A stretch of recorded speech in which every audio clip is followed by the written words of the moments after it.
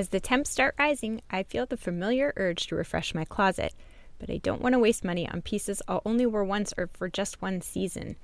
Thankfully, Quince changes that.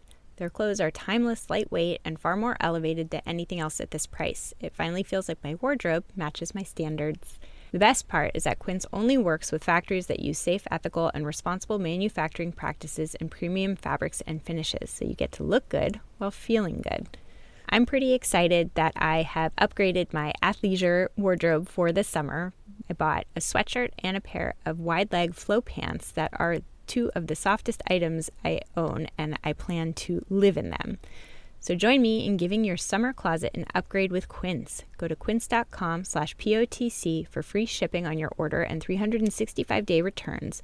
That's QUINCE.com/POTC to get free shipping and 365-day returns. Quince.com/POTC. The driveway test is when you're leaving an exchange from a friend. It could be a cup of coffee, it could be a hike, whatever it is that the two of you are doing together. You get in your car and noticing how you feel physiologically and emotionally. Do you feel taller? Do you feel sated? Are you stoked that you got to be with this person? Or do you feel tired? Do you feel somehow smaller, like your back is contracting?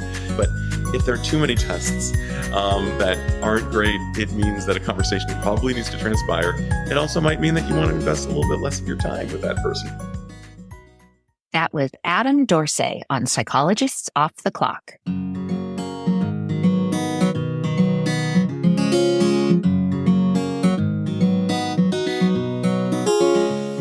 We are four experts in psychology here to bring you cutting-edge and science-based ideas to help you flourish in your relationships, work, and health. I'm Dr. Debbie Sorensen, a clinical psychologist practicing in Mile High, Denver, Colorado, and author of Act for Burnout, Act Daily Journal, and the Act Daily Card Deck. From America's Heartland, I'm Dr. Emily Edlin, a clinical psychologist based in Chicago, Illinois, and author of Autonomy Supportive Parenting. Calling in from Vienna, Austria, I'm Michael Herold, ACT coach, confidence trainer, and author of an upcoming book on being a better conversationalist and making friends. And from coastal New England, I'm Dr. Jill Stoddard, author of Be Mighty, The Big Book of ACT Metaphors, and Imposter No More. We hope you take what you learn here to build a rich and meaningful life. Thank you for listening to Psychologists Off the Clock.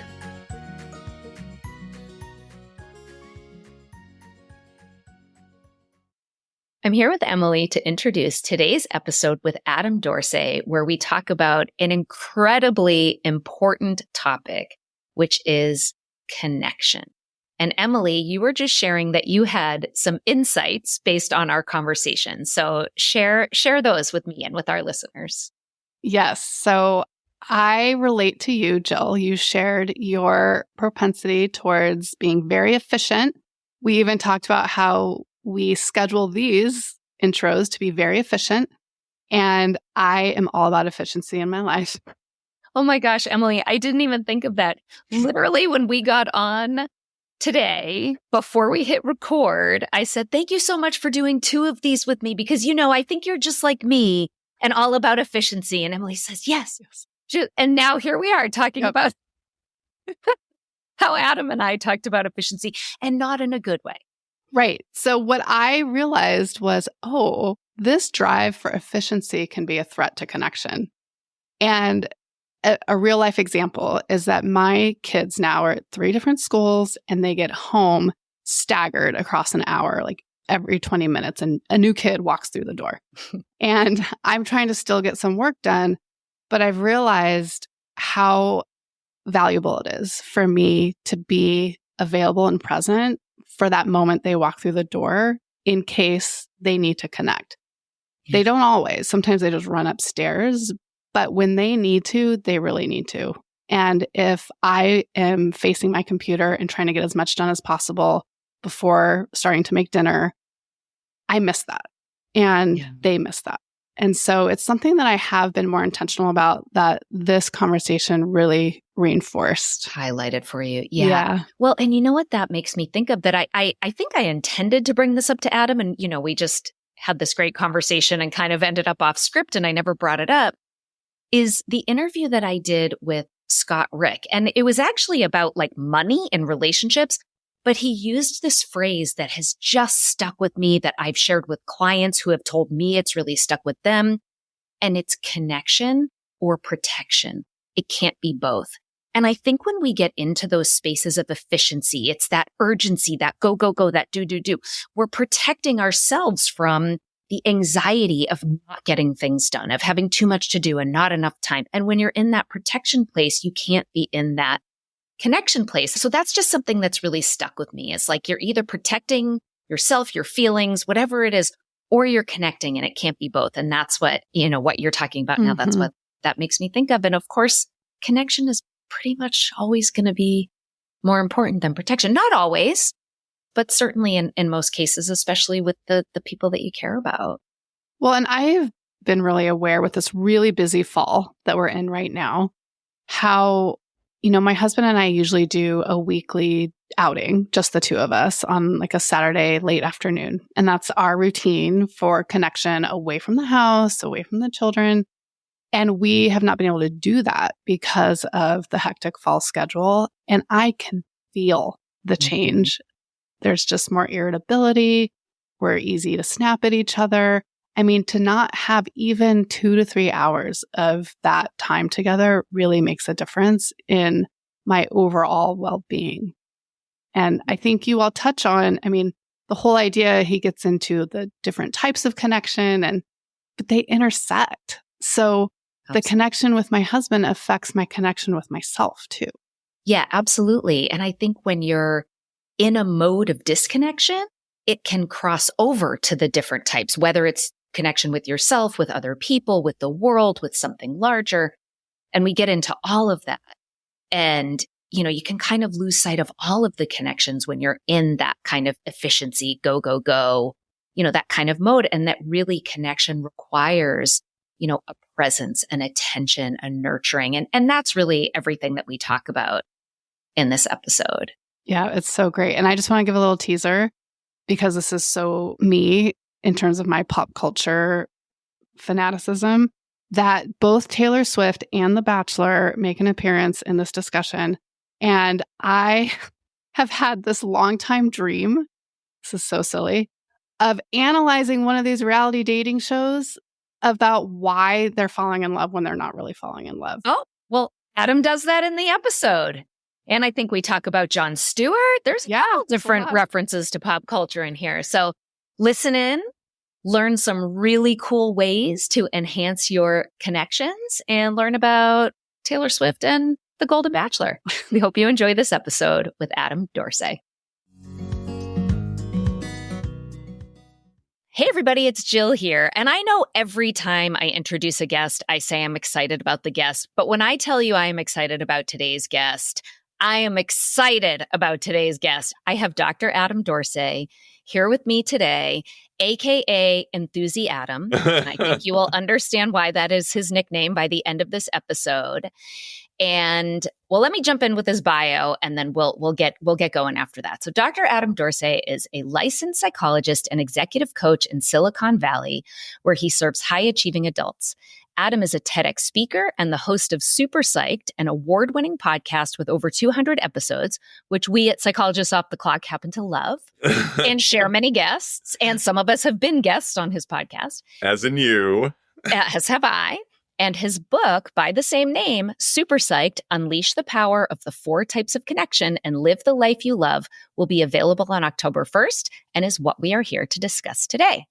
Adam has provided keynotes and trainings to multiple corporations and organizations, including Microsoft, LinkedIn, and the California Psychological Association. He is happily married, the father of young boys, and he has a hypoallergenic 33-pound Australian Labradoodle therapy dog named Raffi, who lives at his home and works at his office. I too have my dog at the end of my bio. They need to be included. Adam, welcome back to Psychologists Off the Clock. You were with us here once before, and Yael got to interview you, and we all just adore you. So I'm so happy to have you back. Welcome. Right back at you, Jill. I'm so stoked to be with you, and what a beautiful intro. I was blushing a bit and taking it in. Well, let's jump in. You wrote this awesome book that I'm going to admit, when I saw all of your incredible blurbs, I was filled with envy. You have some very well-known people who have endorsed this book for the gem that it is.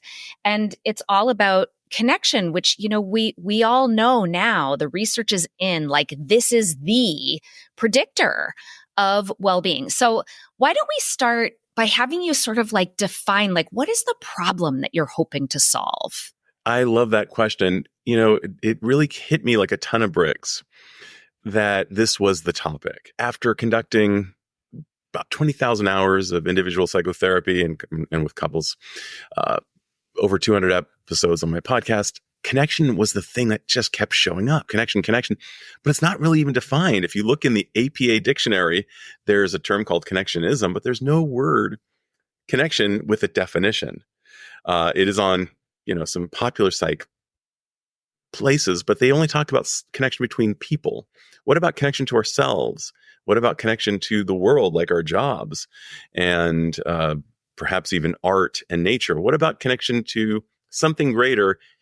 Even the most dogmatic atheists often think, well, there is something perhaps going on, maybe something like the force, but just something greater. So there are at least 4 ways that I can identify that we connect. I try to define it in my book and where to look for it. Everybody has a different formula. Your formula is absolutely positively your own. It's like a snowflake. It's like a fingerprint. It's your own. No one else has the same formula. I need to be around pets all day. You do too. And my dad could go 5 lifetimes without touching a single animal. He wouldn't care. He'd be fine. But he couldn't live without opera. And personally, I could do opera like once a year. but we all have our different formulas and we can't impose it on anybody else, but we should know what ours is. Yeah. Well, I loved that take. I loved that you give permission for connection to be about a number of different things. So for those who are introverts and maybe prefer smaller numbers of human connection, but like maybe lacking in connection to other things, there's like this, it just sort of opens the door or opens your eyes to like, no, there are all these different ways that you can feel fulfilled through connection. And I agree. It's something that people haven't really been talking about up until your book. Aww. Well, tell me, so you started to say like, there's no definition in psychology, and I'm sure our listeners have like an idea of what connection means to them, but why don't you define it for us? Because you give a great definition in the book. Well, I wouldn't be able to recite it perfectly. This came as the byproduct of consultation with multiple licensed mental health professionals. I did not just come up with this on my own. I really wanted this to be kind of crowdsourced in a way. And it's that moment that you feel aliveness. We know it. Like it's that look on your face when you're describing your beloved pet or your number one hobby. It's when a beekeeper talks about beekeeping and why they're so into it. So it's different for each of us. But if you'd like to read the definition from the book, I found it. I'm going to read it because, well, I think what you just said will be the thing that's easy for listeners to remember. And we all know when we have that feeling, just that sort of like that sense of flow, that like zhuzh, that you're connected to something in that moment. But let me read the whole definition because I love it. I think it's beautiful. Connection is an internal emotional response. It is life force. It can be the quality of a relationship between 2 or more people or groups, but it also includes how a person relates to themselves in an authentic sense. Connection is often physical, but it can also be conceptual or symbolic. Describing it as magnetic or electric captures this range of sensibilities. It can include how we relate to art or work or some form of activity. True connection enables vitality and or safety. It can be what we refer to as love in its many forms. It can include how we relate to nature, and for some, it can be an expression of a relationship with a higher power. It is central to human life and the natural world. As I hear you read this, and each time I've read it, and of course, writing it out, was very exciting. And the number of iterations this had was so many, but finally, it was looked at by multiple people besides myself, including my wife, who's a psychologist, who really, really helped fine tune the wording. It probably took about just to come up with this about 6 months Wow. because it was constantly, no, it's not quite right. And of course, years from now, it will probably It may mutate again, evolve. but Yeah, it may it may evolve. evolve. But Yep. I think Yeah. it's a really good starting point. Yeah. Well, and I also love it. I don't think it was in the definition, but it was somewhere in the book that you say the goal of connection is to become more intentional about what we are doing and immersing ourselves in the present moment. And that feeling of vitality, zhuzh, you can't have it unless you're present, unless you're immersed in the present moment. I could not agree more. And to try to impose connection, like if I am told that I should be into this activity or this particular book and I'm not, it's just not landing. We can't force it really. We can acquire tastes, we can improve tastes, but what is it that we're looking for more than anything in this lifetime, this dash between our birth and death? And that's what it is. Yeah. And it makes us stronger when we are living a life that's not in connection. I mean, let's say that we're pretending that we're somebody that we're not. We become weaker physically. Mm-hmm. Yeah, you have to be authentic. You have to be vulnerable. Like those things that we don't often like to feel really are required for a true connection, 100%. at least between people. Yeah. 100%. I call it, walking around with rocks in our shoe when we're not in our authentic space, when we're pretending we're something we're not. It's akin to walking around through life with rocks in our shoe. We don't walk all that well. And one of the things that I actually have experimented with in my office based on someone else's experiment is the kind of hands out at 90 degrees facing up versus the other guy facing down. When we are in the hands up position and we say something that is true, we're stronger. And when we say something that is false, we're weaker. I mean, as simple as me saying something like, I love the Golden State Warriors. That's definitely true. And if I was to say, I with all due respect, I want the New England Patriots to win the Super Bowl. That's not true for me. I mean, as stupid. Well, I don't think you have to worry about that this year. Well, back in the day when we used to be terrorized by one of your players. Mm-hmm. Anyway, what I'm getting at is obviously when we're saying something deeper about ourselves, when it relates to who we are, perhaps we're pretending to be. It could be a cajillion things. For me, in my career, I was in the corporate arena for a long time, but my true truth was I wanted to be a psychologist, and my wife knew it, and I would have panic attacks because I wasn't living the life that I wanted. And finally, I put on my big boy pants and decided to go for a doctorate later in life. Very inconvenient. Also, the best thing I've done besides marrying my wife and having my kids. And it was authentic, to your point. Yeah.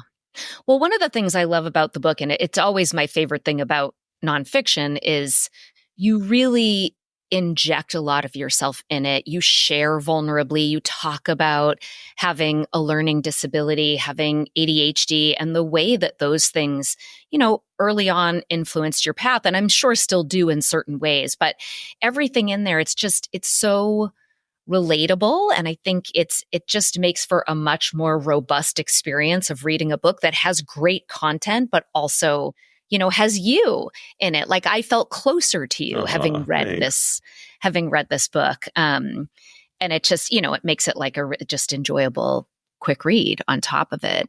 But we're going to talk about these types of connection that you alluded to. I want to get into those a little more deeply and how to create more of that. But first, tell us what we're doing wrong. Like, what are some of the things to blame for disconnection? Like, if we all keep hearing, oh, we need connection, why can't we just be like, oh, great, okay, I'll go do that now? There are so many roadblocks between us and connection. They include the way we've lived. Our brains are designed for two things, for our survival and for energy conservation. That's it. And they do a really good job. And if we were wrong about that noise in the bushes and we thought it was a squirrel, but it was actually a lion, our bloodline died.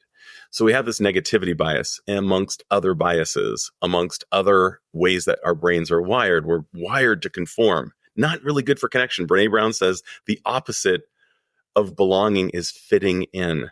And when we're just fitting in, we're not really who we are. Another one is FOMO. Patrick McGinnis, who came up with the term FOMO, and you're laughing because you know this guy, and I do too, and he's amazing.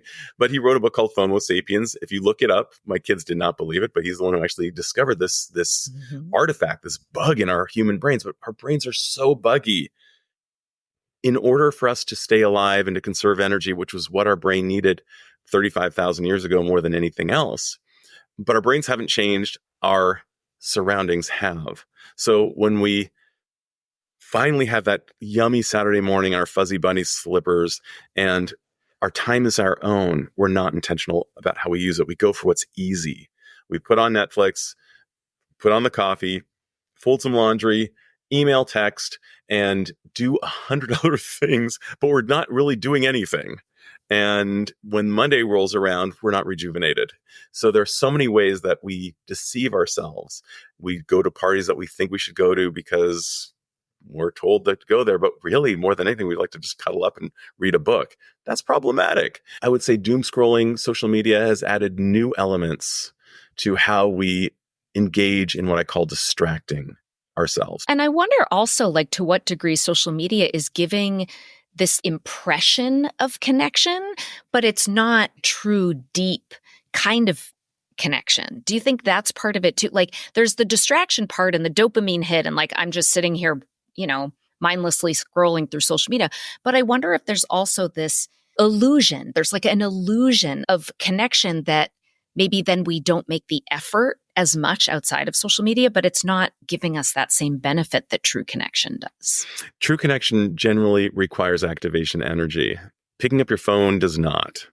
And so we get this faux connection with people. Wow, I have well over 1,000 friends. They're my friends. I mean, obviously this has been talked about a lot, but they're not. Your friends require intentional and activation energy. It's like on a Saturday when you're just like, God, I really don't feel like it, but I make the drive to go hang out and have a cup of coffee with my best friend. And I drive back saying that was a really good use of my time. But our brains are actually wired to go for what's easy. That's why we like Snickers bars more than we like kale. I mean, Kale, yeah. And I know I do. And I think pretty much everybody does. But we go for what's easy. And generally speaking, to do the real stuff, to find flow, to find that total immersion, loss of sense of time, it generally requires both something challenging and something meaningful. And sitting around just going on social media, it's fake. It's like salt. We should do it. Yeah, sure. You do it for 5 to 10 minutes a day. But there's a point when too much salt makes a meal taste pretty bad. But we want just the right amount. Right? It's bad for us. Yeah. Well, and I wonder too if sometimes what gets in the way for some people is this like idea that connection means I have to go find new friends. Like what just occurred to me is sometimes when I'm in that space of like just feeling busy or that sense of urgency, like I've got this whole to-do list that I need to get done. And I was telling you before we hit record, my husband and I, we both work from home and our offices are up in our attic right across from each other. And he comes in frequently and sits down. I have a little sofa in my office and he'll just sit down and the dog will come in. And it's basically a bid for connection. And when I'm in this emotional space of like, oh my God, I'm trying to work, and it's hard for me to like just stop and turn my chair and make eye contact. And I have to kind of force myself to do that, like have a conversation with myself, like, Jill, this is more important than that. Now, of course, there are some times where I've got a deadline and I have to get something done. I'm like, honey bunny, I closed the door for a reason. Like you got to give me some time, But I'm trying to get better about that. And the reason I bring it up is connection can just be about turning your chair and making eye contact with a human who already lives in your house. It doesn't have to be about going out and making new friends as a 40-year-old, or whatever that we all know it requires a lot more energy and effort and can feel really difficult in a busy life. So I'm going to back both of you up in this interaction. First of all, there are times when you're not open for business. And right. as Harville Hendricks loves to remind us, sometimes talking can be the most dangerous thing we do, because the store might not be open and your store was not open at that moment. So kind of coordinating a language of like, hey, babe, I love so much that you want to hang out with me. I'm such a lucky wife. And he's awesome. He's this cool dude who wants to hang out with his best friend who happens to be a soulmate. I'm just guessing. I don't know this for sure, but yeah, that's all right. And he's really attracted to you and your space, and that's just wonderful. And part of connection is the longing for it, and also the recognition that the other person might have a boundary set up. Especially if I'm married to a wonderful and introverted woman, and sometimes the store is open, sometimes it's not, and I must not take it personally when she tells me, and and there's a little bit of me that's like, oh, but I really wanted you to come out and play, but she's, reading a book or needing some recharge time. And that's legit. And so do I. There are times when my store's not open and she comes and makes a bid. Right. So it's like the intentionality kind of comes back to me when it comes to this conversation. You talk about intentionality and connection. The other thing I want to bring up, because I had it for later, but I feel like we won't get to it, and I love it. And it's related to when you said, I make the effort to make the drive to go see my best friend. And when I'm on my drive home, and I started to smile because I believe you talked about this with Yael in the other episode you did, but that was a very long time ago. We have lots of new listeners since then, and you talk about it in your book, and it's the Driveaway test.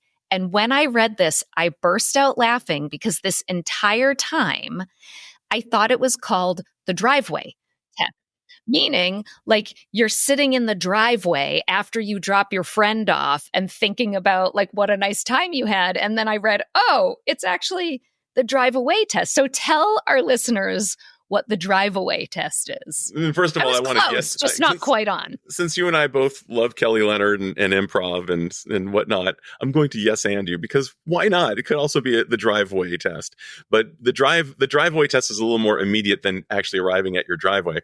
But the Driveway test is when you're leaving an exchange from a friend. It could be a cup of coffee, it could be a hike, whatever it is that the two of you are doing together, and you get in your car and noticing how you feel physiologically and emotionally.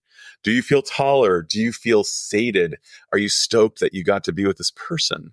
Or do you feel tired? Do you feel somehow smaller, like your back is contracting, like, wow, and have these thoughts like, wow, I didn't even get in a word edgewise. But if there are too many tests that aren't great, it means that a conversation probably needs to transpire. It also might mean that you want to invest a little bit less of your time with that person. But I love the Driveway test. And it really came about when I drove away from seeing my buddy Bob, meeting him an hour out in the city, when I was just like, it's a long drive, and he drove halfway, and oh my gosh, the levels of stokedness. And I just realized this has been consistent with all of my interactions. Whenever I drive away, it's like, that's meaningful data for us. Yeah.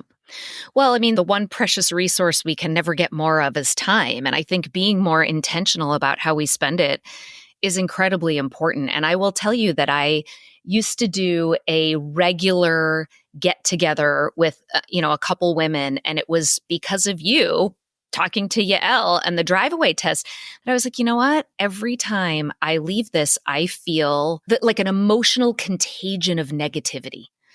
Right. And I just felt icky every time I left. I'm like, you know what? This is not how I want to spend my precious time.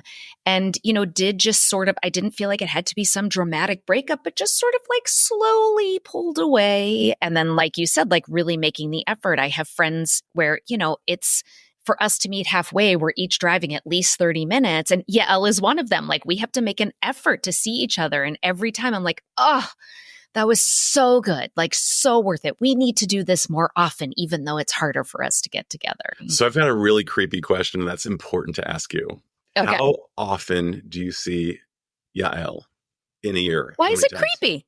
No, because the follow-up. How often in a year? Yeah. Well, I've only lived here for 2 years. Yeah. And we've seen each other maybe 3 or 4 times. Exactly. Okay. So maybe I'll self-disclose about the so-called creepiness, and this is around quotes. But one of my favorite people in the world is Jed Goldstein. I love this guy. He lives in New Jersey. I hadn't seen him for, oh my gosh, years. And I've come to realize that I only see him maybe once in every 3 years. Yeah. And at this rate, that means in the rest of my life, I might see him 7 more times, 8 more times, 9 more times. So that's where the creepiness comes in, mortality. Oh, the mortality. And recognizing that I need to increase my engagement with this man. I love this guy. And, just because he's geographically undesirable, I mean, the creepiness is if you actually quantify the number of anticipated meets, it's way too small. Yeah, I love that. We had a guest on, and of course, my perimenopause brain will not remember. But it was somebody who came on to talk exactly about mortality and life and, this topic that's sometimes hard for us to face. And it was that exact thing, like calculate this. And then you really recognize, okay, I need to capitalize on this or appreciate it or be present or, whatever the case may be. Yeah. Yeah, so I'll probably rescind the word creepy and just like it's just an uncomfortable like awareness of the fact that we do not have an endless road here. Yeah. It feels like we do. We don't. And being intentional about our time on the weekend and our time invested in really important interactions.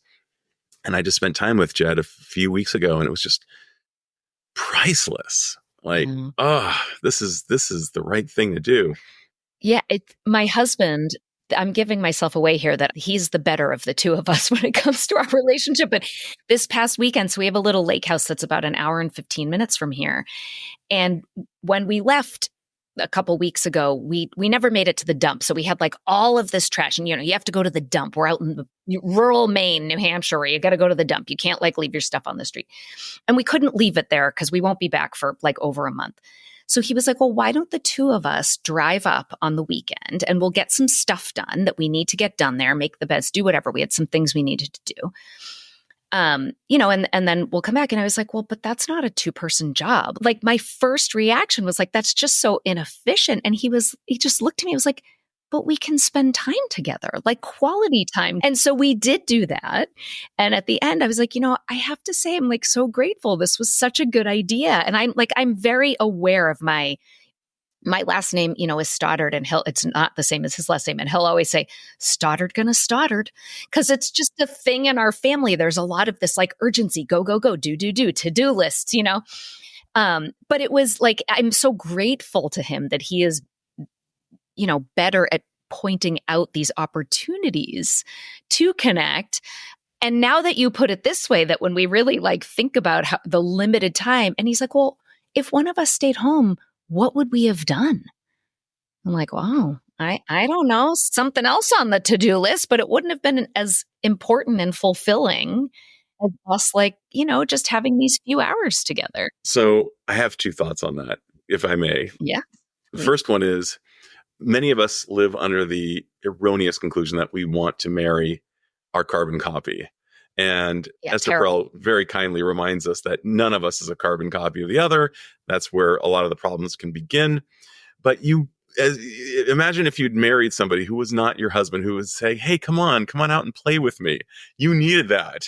And he needs you. I mean, it's like I talk about Orville and Wilbur Wright and how they actually got an airplane to take off. They came to realize that one propeller had to go clockwise and the other had to go counterclockwise for it to take lift. And I'm so grateful to my wife for her differences. And one of the things I love about what your husband said is he did the Taylor Swift thing. The Taylor Swift thing is player's going to play, the hater's going to hate, and the Stoddard's going to Stoddard. And that's what you do. It's like he doesn't take it personally. And he says, in spite of the fact that the Stoddard is going to Stoddard, I'm still inviting you out to play at the lake house. This guy's awesome.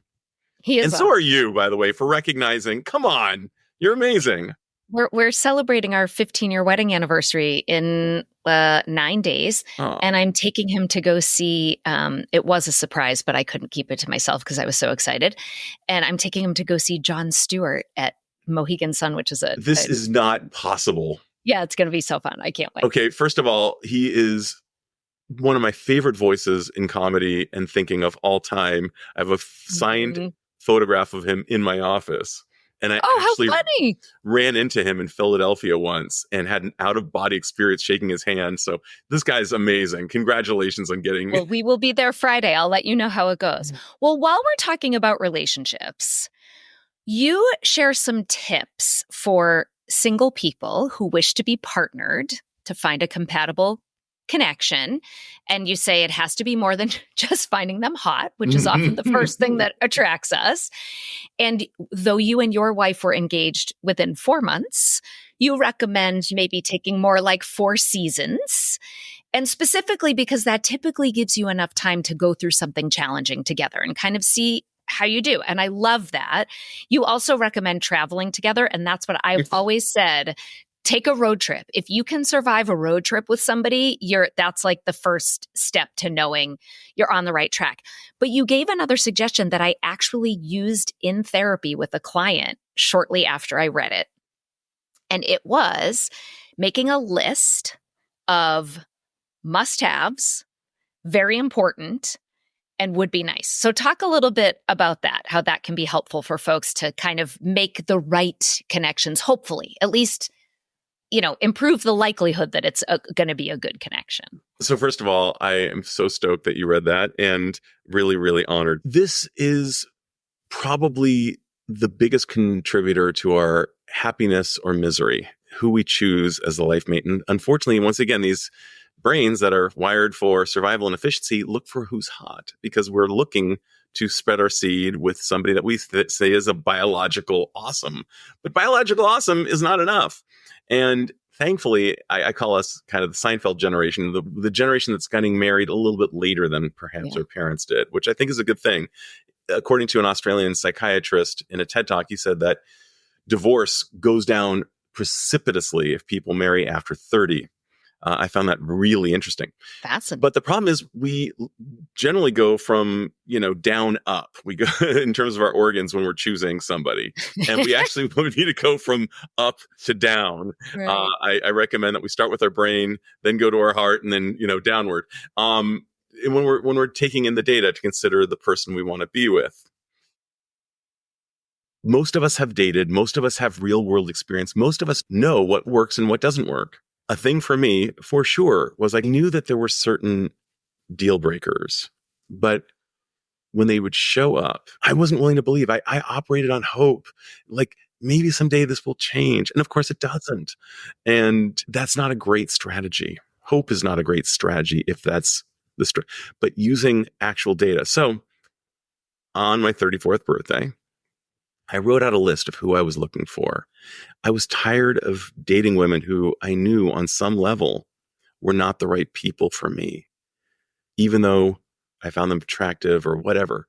So I wrote up the list of must-haves, and these are non-negotiable. I don't care if this is your Margot Robbie or your Ryan Gosling. If a must-have is not consistent with that person, deal over. It's not going to work. It's like Bogart at the end of Casablanca. Sorry for giving away the ending, folks. If you haven't seen it, it's on you.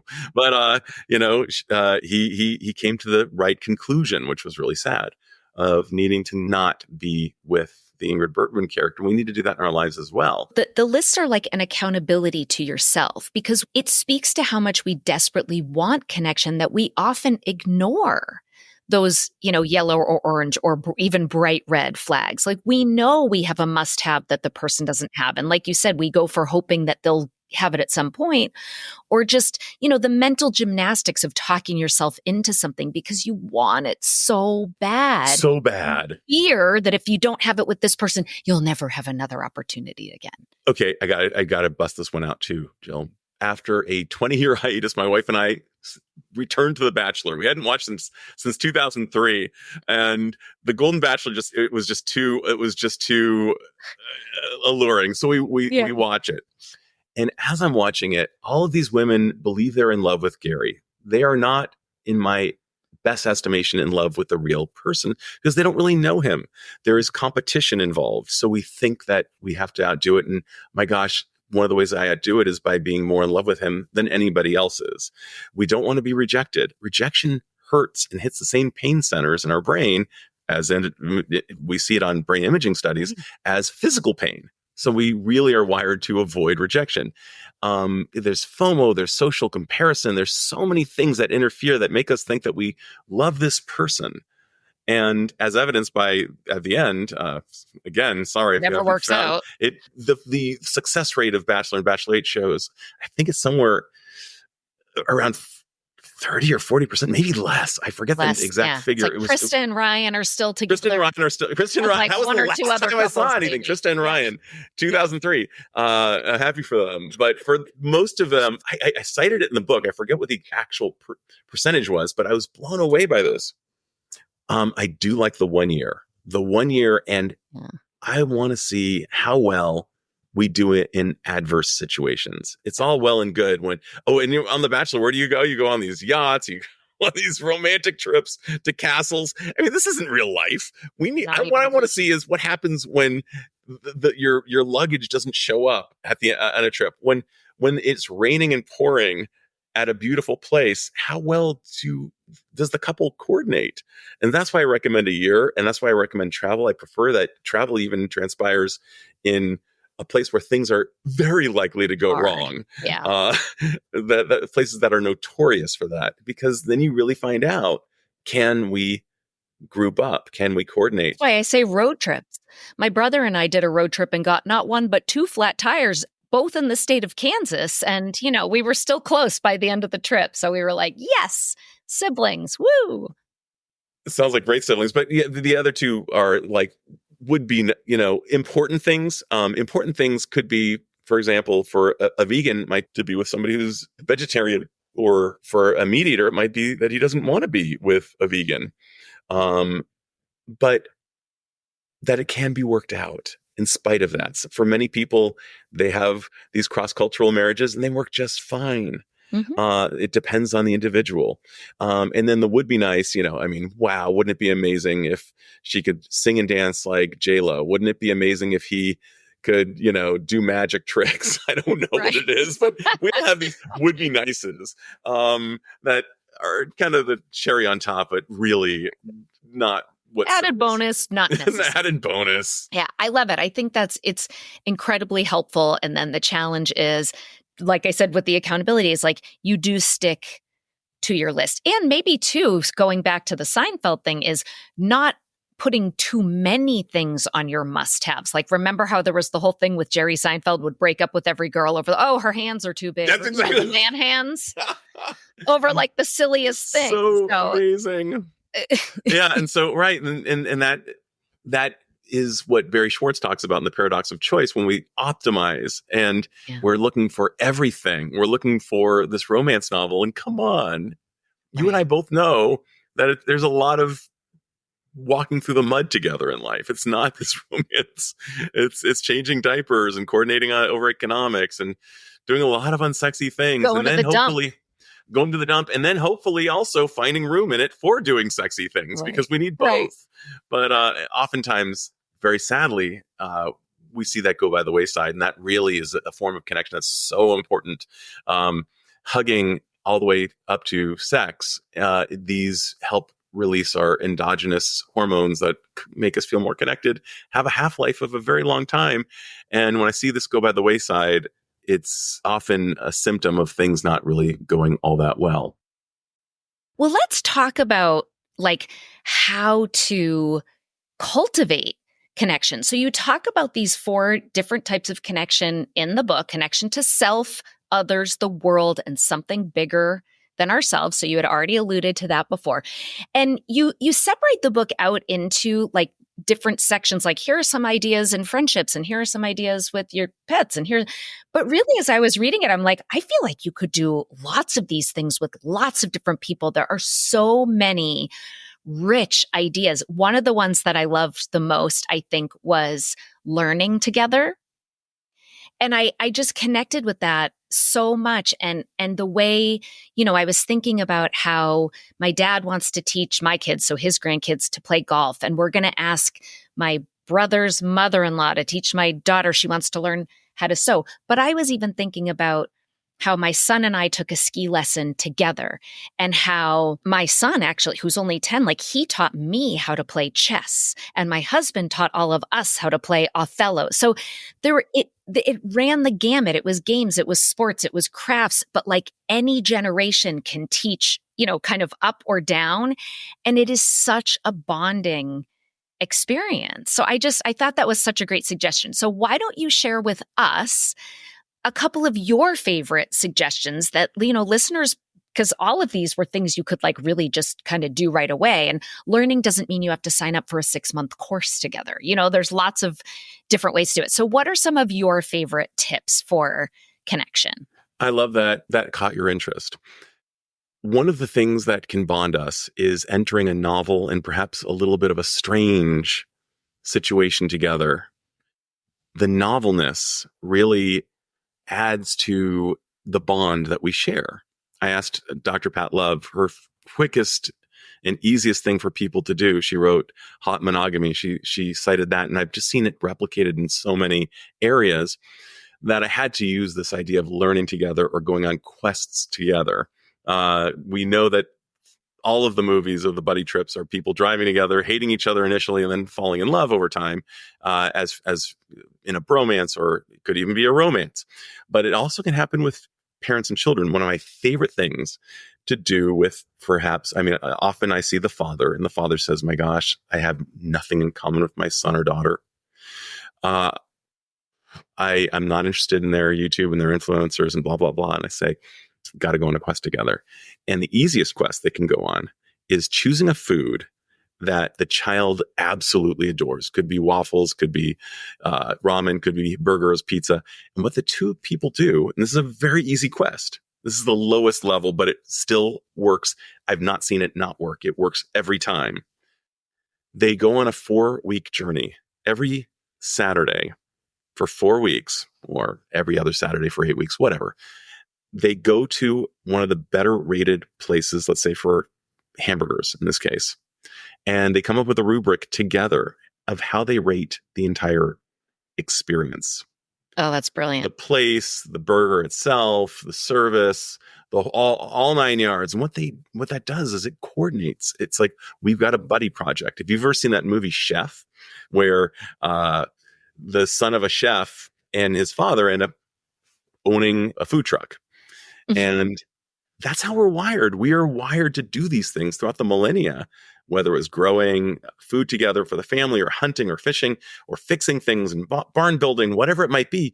We are meant to do things together, but the common denominators have been stripped from us ever since the Industrial Revolution, when mom and dad went to work off the farm at the factory. The children went off to school. They might have had a common denominator of church on Sundays, but the more common denominators we can create, the more memories we can create, the more glue exists.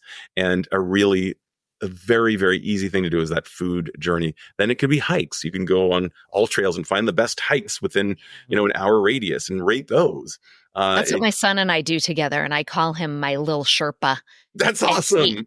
Two of our favorite memories. One was when we got caught we were in San Diego, where the climate is beautiful all the time. And we got caught in a sudden, unexpected hailstorm. And we're sliding down, and he fell, and then I fell on top of him. He was probably only 7 at the time. I was quite a lot bigger than him, and he was fine, thank God. And then we go back to my car, which I had just bought. I think I had it for a week or two, and we were with my dog, and we were all just covered in mud, and there was nothing we could do but get in the car. And I just had muddy paw prints, and he will talk about that to this day, because it was just like it was like a trauma bond almost, like having this crazy, unexpected, novel experience was like so bonding, and we loved it. It was I'm so chomping fun. at the bit over here, Dill. It's too good, too good. These are the stories that become wedding toasts. These are the stories that become, at a special birthday when he's asked to give a speech. These are bonding. It's almost like comedy is tragedy plus time, or I'm covered in mud right now, but I know someday this is going to make a great story. And I think everybody can relate to that idea that everybody has a story of something that went so sideways. And it was so bonding. Yeah, it was so memorable and amazing. The other type of quest I just thought of is geocaching. Do you know geocaching? Oh, I've heard. Yes, I hear about that in my office. Okay, geocaching, you just get an app. It's a free app, geocache, whatever. And people hide little treasures. And it's not really treasure. It's like a scroll that has people's names on it. But it basically gives you hints and latitude, longitude. Like it's a scavenger hunt for this one little spot. And you find the item and then you write down your name that you found it and you can record it in the app. And the goal, of course, is to find the thing, but there's no actual material object you walk away with. It's just the experience and the process and like finishing the quest that's really rewarding. And it's a great thing for parents and kids to do together. But like even as adults, it is so much fun.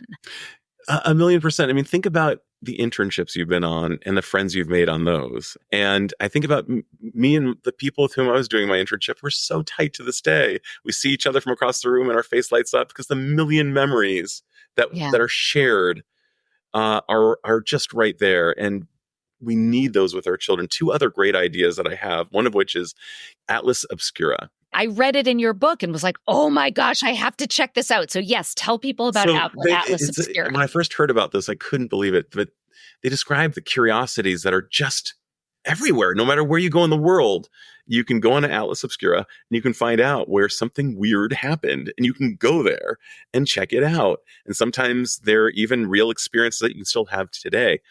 So that's one of my top ones. I actually used that on my very last Father's Day when both children were still in the house. We went to a haunted restaurant. We went to a place where there are these crazy mirrors that you have to walk through. And it's so impossible to get out of this maze because it's a mirror maze. I mean, so Atlas Obscura covers that. The other thing that you can do is no matter where you live, there is probably a place where people fly to travel. Get the travel guide. Be a tourist in your own town.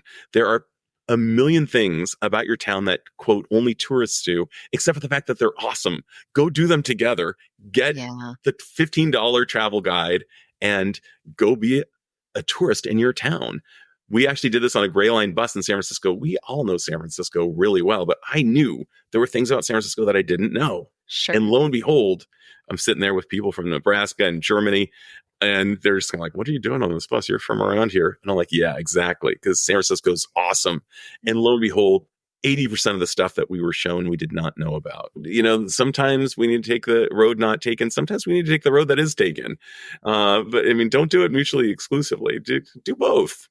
Yeah. And it's these like shared experiences that really cultivate that greater connection, both, you know, probably to yourself, definitely to the people you're with, but also like to what's around you, right? The history of your town or whatever the case may be. I can see how these types of activities could really hit on all four types of connections potentially. That's right. Connection to self, others, the world, and spirit, unequivocally. Yes. I also really like this idea of asking big questions because I do think we get so caught in small talk, and that's okay. Like that's appropriate for certain kinds of situations, but it's certainly not where like deep connections are bred. So talk about what these big questions are. And then do you have any like favorites? I always struggle with like, okay, I know I want to get away from the small talk. And we had Scott Shigeoka on who talked about curiosity. And a big piece of what he talked about was the asking these deeper questions, like getting curious. And I want to do it so bad. And then when it's in the moment, I'm like, wait, what are the things I'm supposed to ask about again? I just kind of struggle. So what are some of the big questions that you like to suggest for folks? So it even relates back to the Driveaway test. The more substantial our conversations, the better the connection on average. Some people have different levels of facility with these questions. But Kalina Silverman came onto my podcast. She'd just written a deck of cards called Big Talk Questions. And I actually believe that the quality of our questions determines the quality of our life, whether they're internally driven, like asking myself, is this right for me? Or externally driven, like, will you marry me? That's a very big question. And it better be the right person. But even asking, like, is there something I should have asked but haven't asked? But when I'm meeting somebody for the first time, this isn't a question, but it's more of an evocation. It's like, hey, tell me what I need to know to be caught up with you. Yeah, you're going to get more substance from that. Way more. And one of the ones that Kalina suggests is, tell me about a time that was meaningful that occurred out in nature. How about one of her biggest ones is what do you hope to do before you die? Oh, God. I know it's a real That is heavy a big one. I think where I struggle with this is it's the timing. That it feels like you already have to be in a certain type of vibey space to ask that, right? If you're sitting down for coffee and you're like, so what do you want to do before you die? What do you want to do before you die? And maybe we're all kind of waiting for too much of just the right moment and that might not show itself. I don't know. I got to figure out how to do this. So that's right. You want to your point about even bids. It's like playing ping pong. You kind of warm up first, yeah, and then you start getting into the game. And same thing is true. I mean, you don't sit down and say, so, it's just a big question, but yeah, you can start with, how you doing? Good to see you, of course.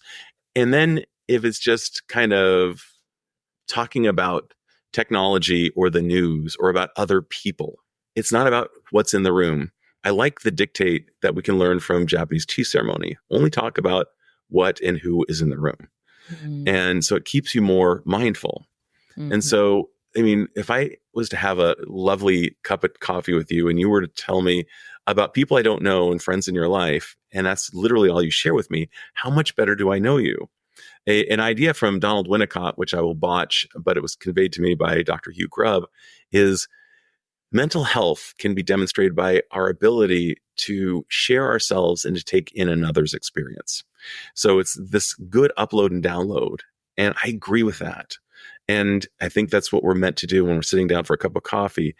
Of course, we start off with low bids, but ideally, it would be nice to walk away with a better sense of knowing the other and being known to the other. Well, and I think as far as the being known to the other too, that, being vulnerable can be scary. And I know, I've met with people and fairly early on, I'm giving them fifth date talk on our first or second date and really sharing pretty personal things about myself. And then afterward, I have this massive vulnerability hangover. I'm like, oh my God, did I say too much? And so far, I haven't noticed any negative consequences to that. And if anything, more often than not, it makes them more likely to open up about deeper things in their own life, or I get feedback saying how much people appreciate that I'm real or authentic or that I'm willing to be open. And you know what? Some people probably wouldn't like it, but then those, I guess, aren't my people. And so that vulnerability hangover could make me go right straight back to the sort of small talk superficiality because it's so uncomfortable, but it's not who and how I want to be authentically. And I think that's something that maybe we all need to think about when it comes to connection, both getting more curious and asking deeper questions, and really also being willing to share of yourself, even if that feels risky. And I've taken that road as well. I mean, I came out with my ADHD in the book. I came out with certain things. I'm fairly transparent. That's how I rock it. Other people are more private, and that is absolutely legit. And some people really aren't going to be likely to want to engage in big talk, but perhaps they can engage in big projects together so that they're doing some kind of parallel play.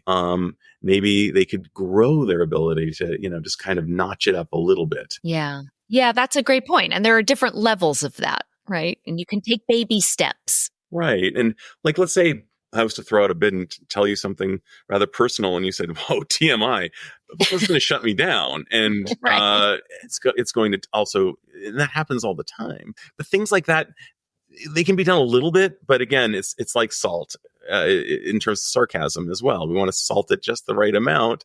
Too much of that, and it's okay, we got nothing here. Yeah. But there are so many ways for us to connect. I would ask people to take a chance. Put out a bid, say something a little bit, if this person appears to be trustworthy, non-judgmental, and all those other things, maybe take a chance and see how it goes and see if there's a there. Yeah, I love that. Well, this is a great place to wrap up. I could literally talk to you all day long.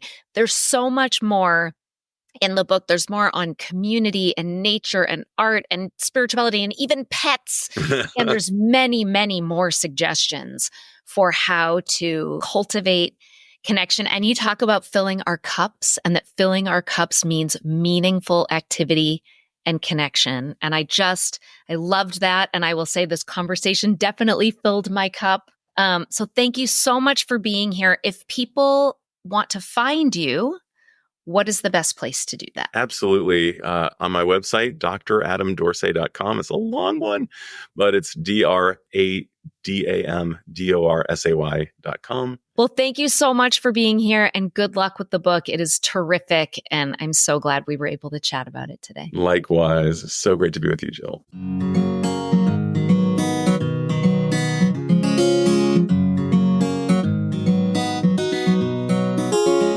Thank you for listening to Psychologists Off the Clock.